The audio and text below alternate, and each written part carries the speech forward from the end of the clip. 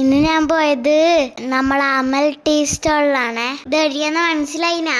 നമ്മളെ പുതിയൊരുന്ന് കാട്ടാമ്പള്ളിക്കേക്ക് പോകുമ്പോ എൻ്റെ റോഡ് സൈഡിലാട്ടാ.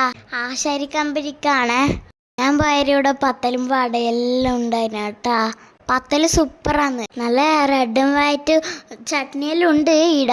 പക്ഷെ നല്ല എരിയൂ, അതുകൊണ്ട് ഞാൻ വാങ്ങിച്ചിട്ടില്ല. ഇവിടുത്തെ ചായ ഉണ്ടല്ലോ നല്ല സ്പെഷ്യൽ ആട്ടാ.